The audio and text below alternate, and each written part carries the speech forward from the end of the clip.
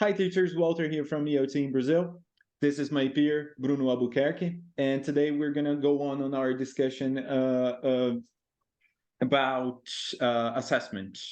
And let me ask you a question. Do you sometimes have that feeling that, well, this test is not really working, it's not testing what it should test? And therefore it's useless, or maybe you actually have that feeling, it's like, hey, how useful is this test? Do you feel like that sometimes? Well, in the topic of today's lesson, we are going to find more about those, whys in there. So I'll see you in a second. Roda a vinheta. See you.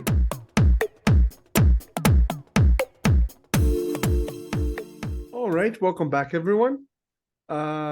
So today we're talking about three main terms or ideas in assessment. In the last video, we talked about formative and summative. Today we're talking about validity, reliability, and backwash effect. Walter, how would you define validity? Okay. Validity. When you hear the word validity, you're immediately thinking of validation. It's valid, right?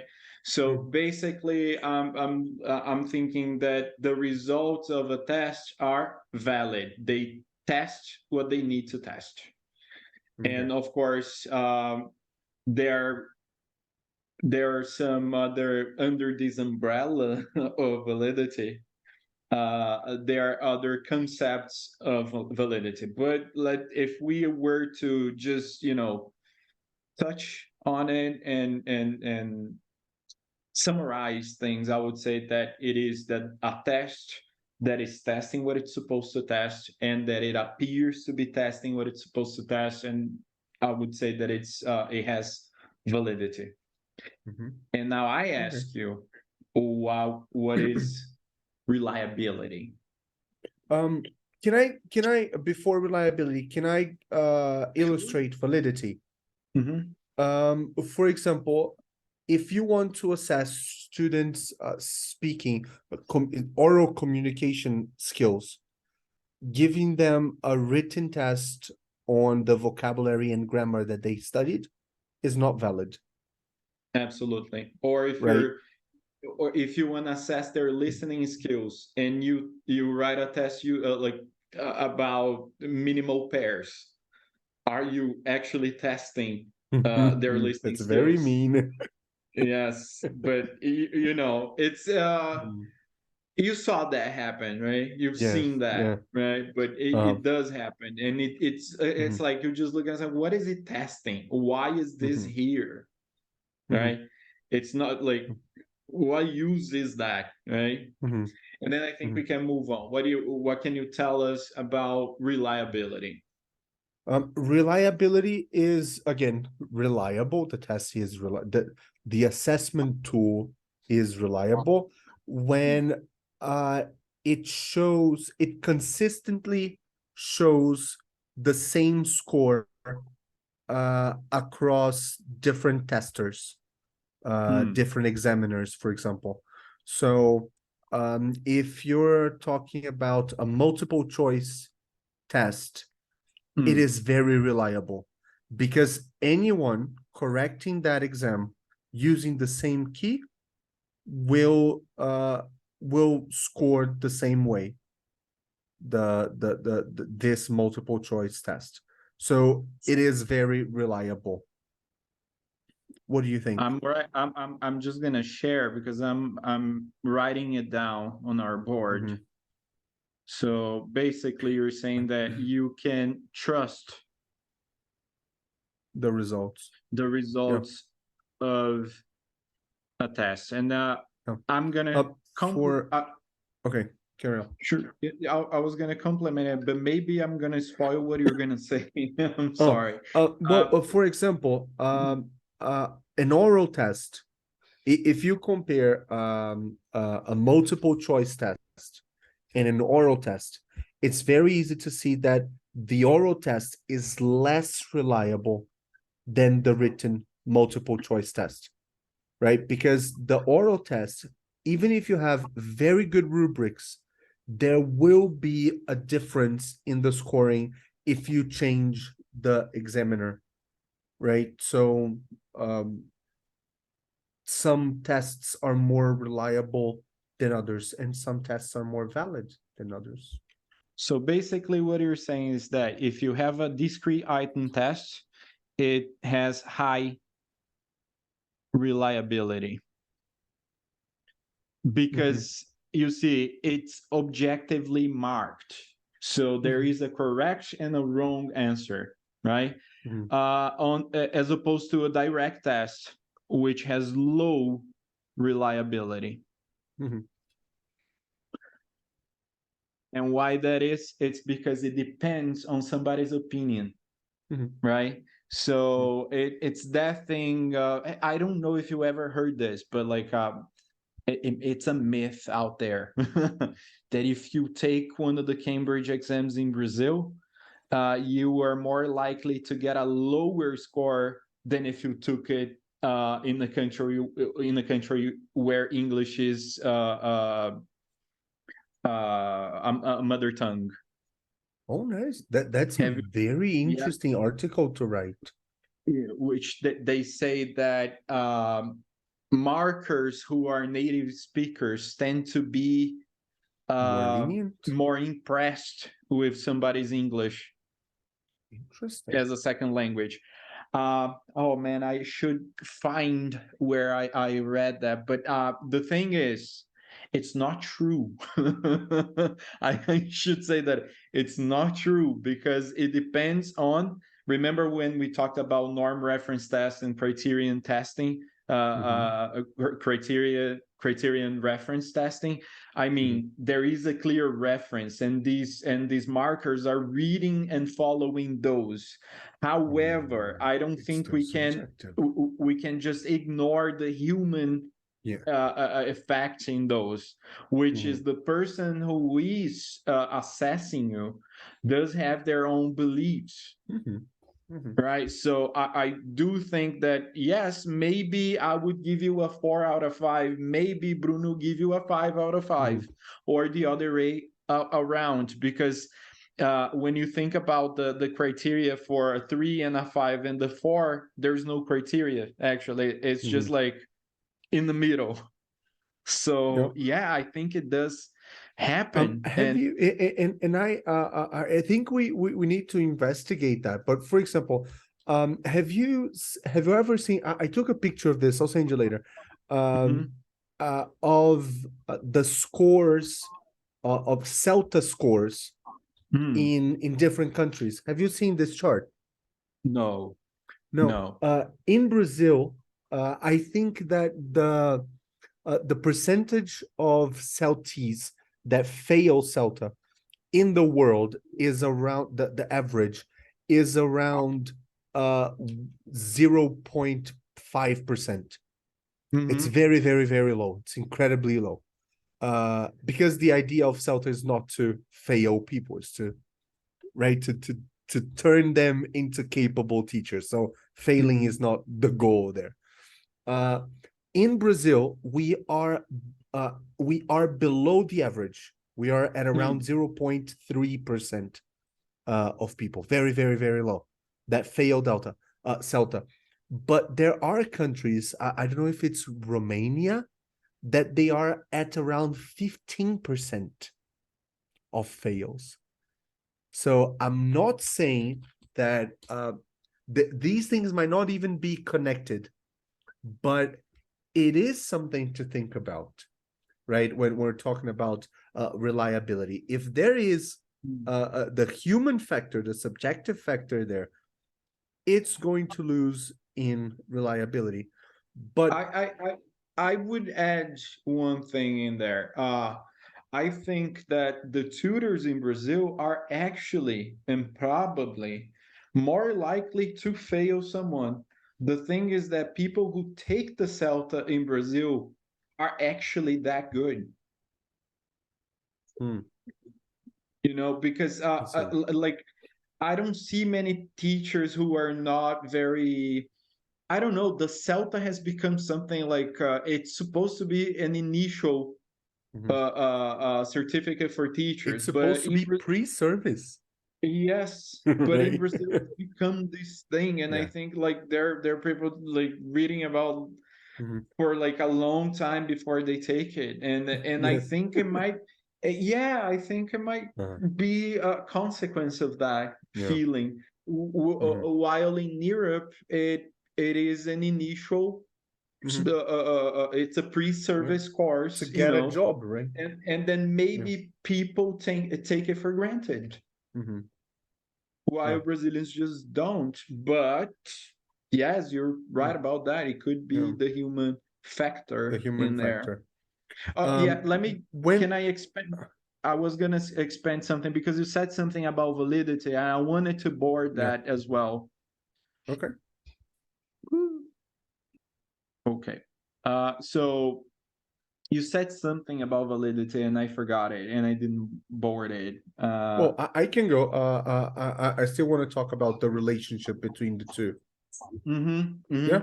Mm-hmm. When we think of validity and reliability, I think it's clear to see that there's always this tension between, and this is from a talk and conversations I had with Vini Nobri. So some of these words are even his, okay? But there's always this tension between validity and reliability, meaning that the more valid an assessment tool is, the less The reliable it becomes. The more reliable an assessment tool, the the less last valid it becomes. For example, uh, as we're saying, multiple choice tests are very, very, very reliable. But if you want to test students' ability to communicate in English, this is not valid at all, really. If you want an assessment tool that is incredibly valid, and this is Vini 100%, imagine you're teaching students to order food in a restaurant. What the most valid assessment tool you can design is taking students to a restaurant that speaks English and having them order food. This is the most valid assessment tool you can design for this absolutely. objective. Mhm. But the thing is, if students get to the cashier and they say, and then I quote unquote Vini here, if students go to the cashier and they say, two coco, please, and get their chicken, how reliable is this score? Exactly. It's very Exactly. valid. They Yes. ordered food in an English speaking restaurant. Yeah, But absolutely. how are you going to grade this, right? Even if you have criteria, if I'm Because they observing your achieved the task. students, They uh, bought the food. They achieved the they task. did, yeah, Yeah. yeah. So if I'm observing this assessment moment in Walter's class, we're going to score the students differently, even though we have the same criteria. And Mhm. even though we have been trained to use the criteria, there are some discrepancies.